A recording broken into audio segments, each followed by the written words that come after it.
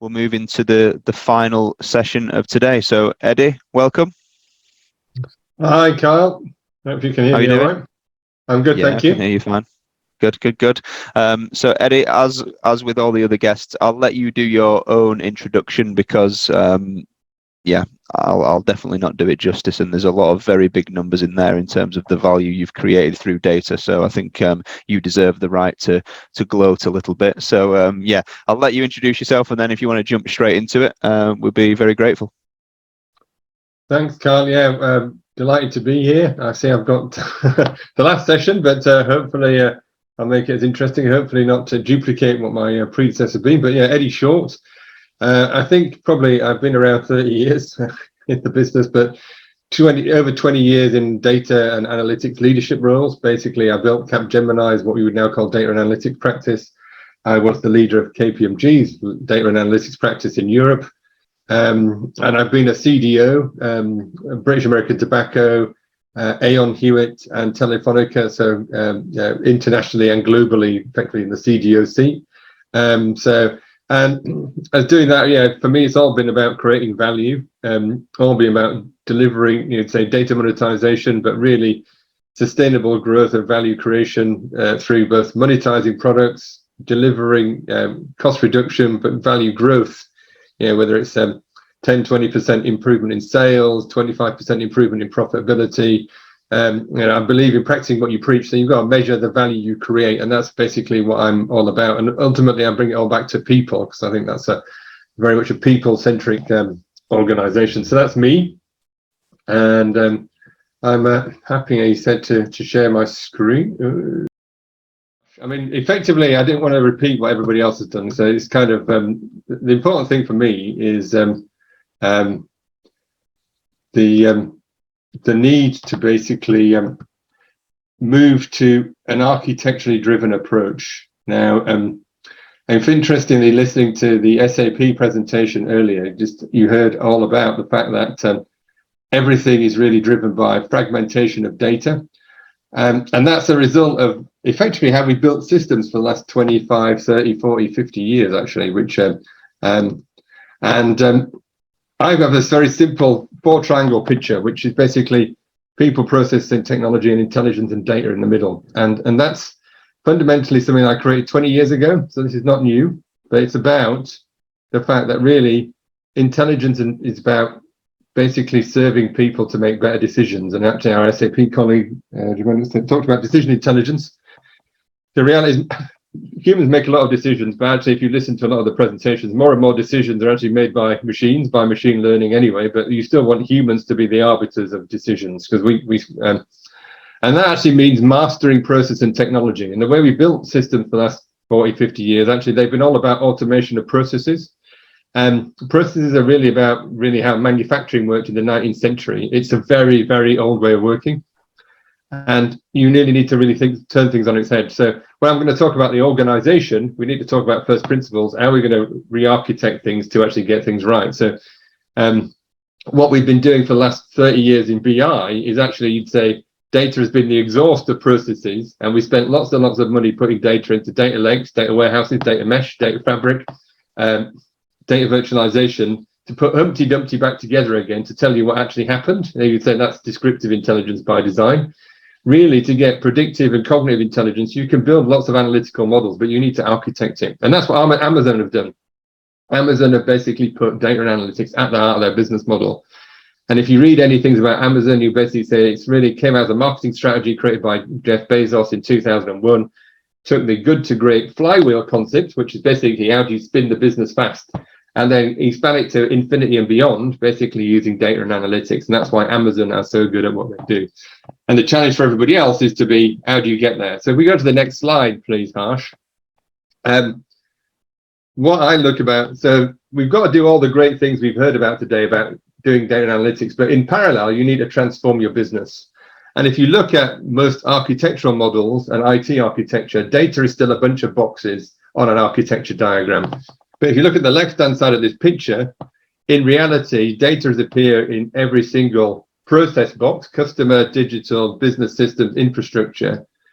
Where we need to get to, and as we heard about moving to the cloud, is actually all your data in the cloud. And I wouldn't put all my data in one cloud, because do you want Amazon or Google or Microsoft, because they're the big three cloud providers, to have all your crown jewels.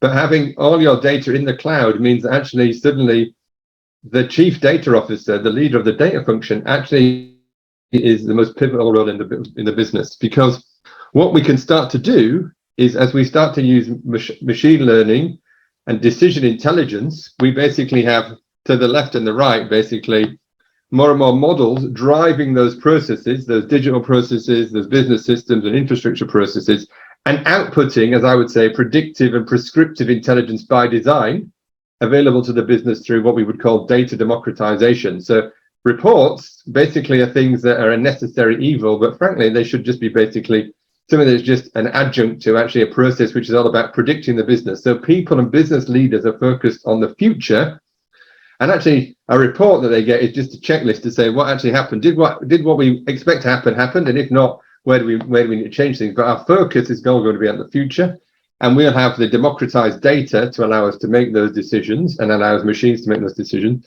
And through that same data cloud, no longer are we getting exhaust data from processes. We're actually inputting machine learning to processes and actively breaking them down to build an agile business.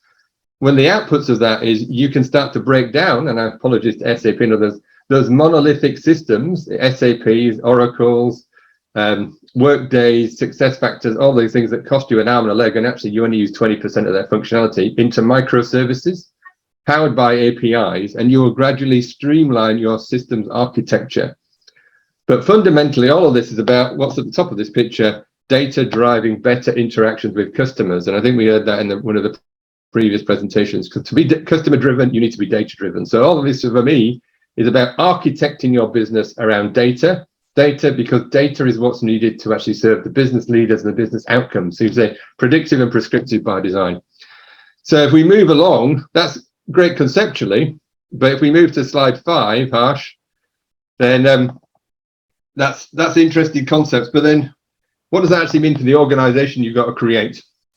So I've given you 3 guide rails for organizational design. So technology, CFOs and CEOs love it. They can depreciate it. It appears on the balance sheet. They understand it. Sadly, they still today do not understand data. But what we need to basically get across to people is everything that you understand, whether you look at Gartner, whether you look at IDC, Forrester, or actually you look at academic research, technology around data is fundamental. It is the table stakes, but it is in no way source of any competitive advantage to any of us, because quite simply, it's readily substituted. There's at least three different cloud providers. There's multiple data platform providers. There's multiple ways you can code Python, blah, blah, blah. You need to have it, but actually it is not the source of competitive advantage. And so principle for me, your data leadership cannot be in IT. It has to move out of IT into the business. People and the application and exploitation of data, culture, organization, the tools, the techniques, and how you go to that decision intelligence, which our SAP colleague talked about, of actually, I would call human machine driven decision making or machine human based decision making. They're the sources of competitive advantage. And that's why I go back to my 4 triangle picture: people at the top, underpinned by data, data, masters, process, and technology. And if you look at digital, frankly, it's been in 80% of the cases, I would say politely, lipstick on a pig in most businesses. Truly digital businesses like Amazon are essentially businesses powered by data to serve customers in the most effective ways. Those companies that have treated digital as a technology rather than data-driven project and transformation have failed. So again, reiterating the point, your data capabilities are fundamental to driving performance in your business. IT is an enabler of that, but it should not be the owner of it. So if we go to the next slide, what I've tried to give you here are some of the, I would say, boxology of what needs to be in a data and analytics organization. And I've actually spread it into 3 layers. Capabilities that can actually sit outside of your centralized data organization, because frankly, I don't believe in centralization. And if you look at the modern definition of a data scientist, it's somebody who actually does have business content as well as machine learning. So data scientists typically are, you'd say, credit pricing data scientists or sales data scientists or financial data scientists or customer data scientists, they understand business content. And actually, you need to give that analytical power as close to the business as possible. So I look at really data ownership being sitting in the business, and effectiveness of the directorate or division, whatever you want to call it, business unit, but also analytics that support that function, whether it's finance, marketing, sitting very much in that business function. You then need to have a central data and analytics organization. And fundamentally, that will control cross-organizational data and analytics. That means it has to be the custodian of data governance. It needs to be the custodian of data culture, and needs to drive and own the data strategy, which is all about delivering value for the entire business. And whilst analytics that are important to finance or analytics that are important to marketing should be led from within those directorates, a lot of analytics is actually cross-business, cross-directorate. That needs to be led out of a central function. The creation of products and services, which you would create monetizable value, need to be again managed centrally, because actually through governance and actually deliverance of value, that central function will be the arbiter of how you actually deliver value. And that creation of that capability, which I called earlier data democratization, sometimes known as decision support or self-service, also managed through that central function. Pivotably in the middle of this is architecture. And I talked about earlier, I've wrestled with myself whether architecture should be owned completely by this central data function. For me, they need to be the arbiters of this, but actually architecture as a capability is an IT capability. But fundamentally, I see data architecture as the most kingpin of enterprise architecture going forward. And your central data and analytics capability needs to have a vested interest in that capability. So I've seen, as I've drawn it, between the central and back-end functionality. And then you have IT. Now, as I say, IT is fundamental to this. The technology is fundamental to this. You have to have tools. You have to have engineering. There's a lot of debate as to whether data engineering should sit within your data and analytics function. I see it largely as something that IT could be done. A lot of it could be managed out externally, particularly data management can be managed externally. And a lot of your operations can be managed externally. And increasingly, those operations are probably going to be managed in the cloud by your cloud provider, not necessarily by your IT organization. So 3 layers of capabilities, which if we move on to the next slide, I kind of then say should be organized in terms of what I call a hub and a spoke model. So the reality is you need to have a single point of control, a single leader, you'd say, for all things data in your business or your public sector or private sector organization.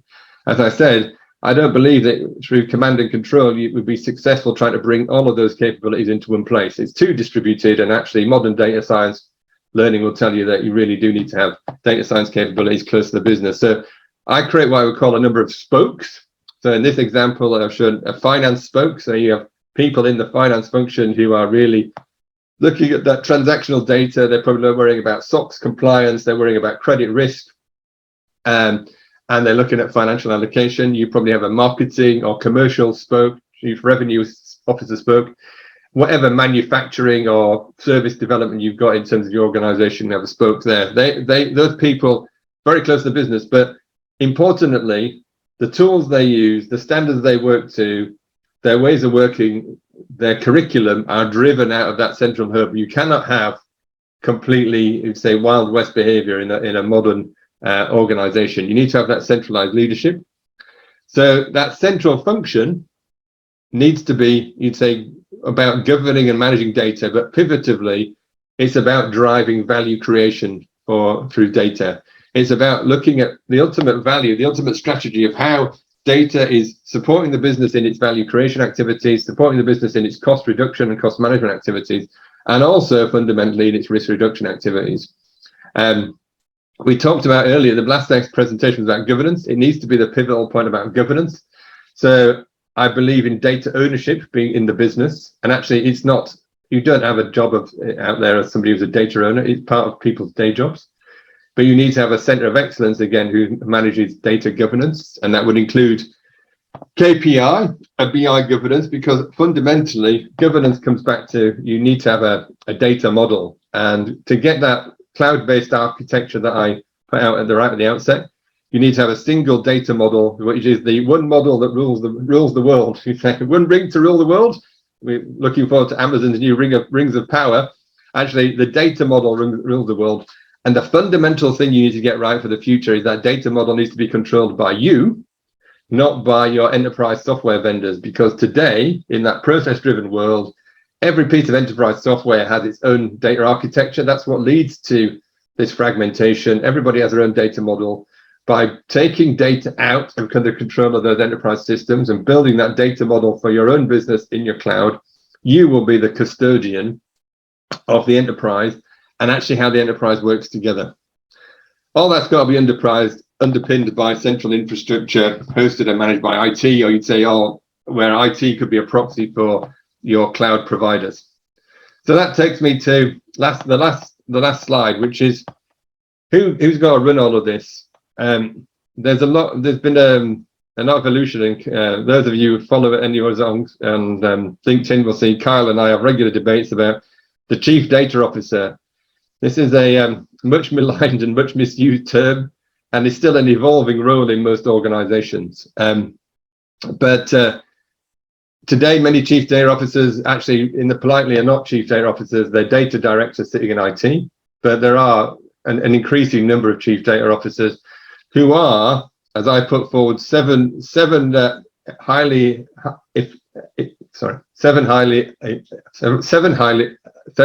of highly effective chief data officers. So number one, they need to be all over the customer. You as the chief data officer know more about your customers actually than anybody in marketing or commercial, because you've got all the data of your business and you've got access to all of it and you're disseminating all of it. So customer is king. Because actually, if you're not doing anything that's really servicing the customer and driving revenue, driving value, frankly, you shouldn't be in a job. So, and I use the term king or queen because I think I don't got a gender neutral term for king or queen, but king and queen. Next to that is masters of the external environment, because actually so much data is outside of your organization. So, and if you're looking at predicting the future for your business, you have to be a master of bringing data in from the outside. That's what other people are doing, economic forecasts, market outputs. So whether you're dealing with Cantor research, you're dealing with lots of other people who basically tell you what the market's doing, what your competitors are doing. You've got to combine that external view of the world with your internal view of the world to actually give your business the right intelligence for the organization. I talked about it just now. Building that data-driven business model is absolutely critical in terms of this role. And actually, that's not just how your data elements fit together.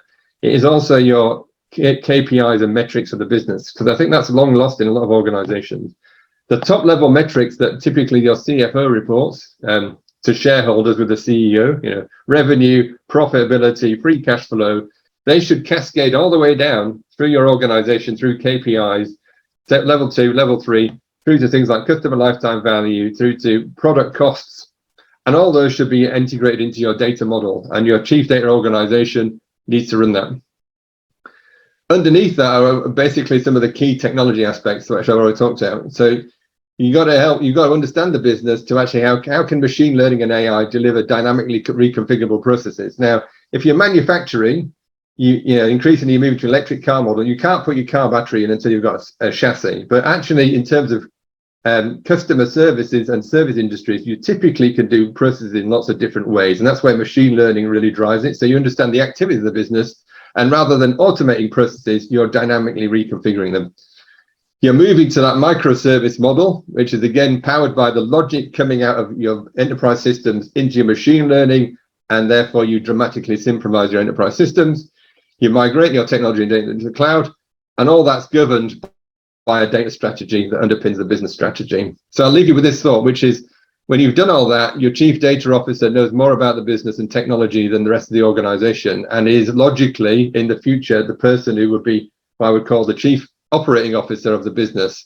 So whereas the CFO is the right hand of the CEO, the CDO will become the left hand of the CEO. And I think that's the opportunity of delivering the strategy in the organization for the future from a data organization. So any questions?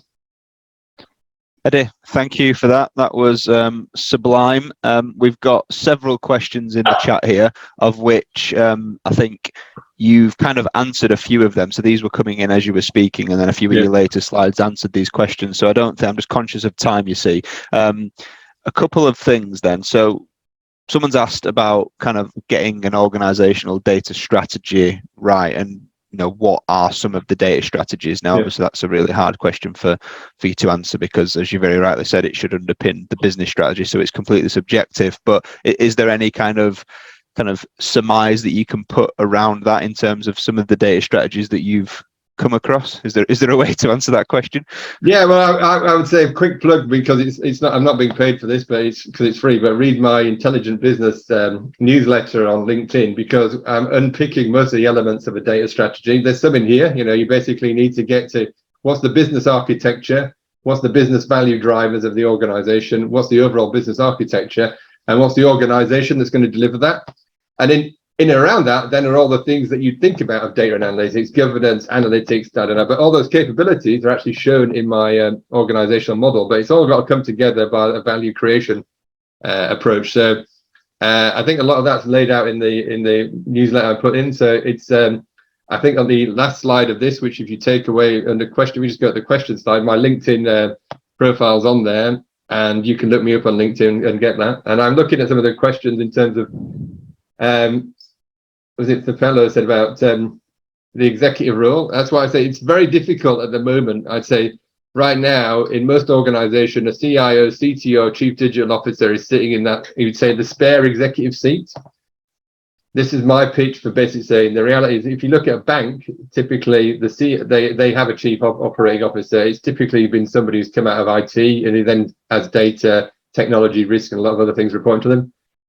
In my new world model, data now has basically become that top thing. So it's not the chief data officer reports to the COO. It's basically the chief data officer is the COO, and the other functions end up reporting to them. So, and then at that point, as I said, when they are the left hand of the CEO, then they've earned the right to be on the executive committee of the organization. And I think that's the right place for them. But Carl and I were talking about, most people in the data leadership role are yet to mature to that level where you've got, it's one thing to say you should be on the executive committee, but you have to basically be able to look your peers in the eye and say, you've earned the right, and you can converse with them as a peer.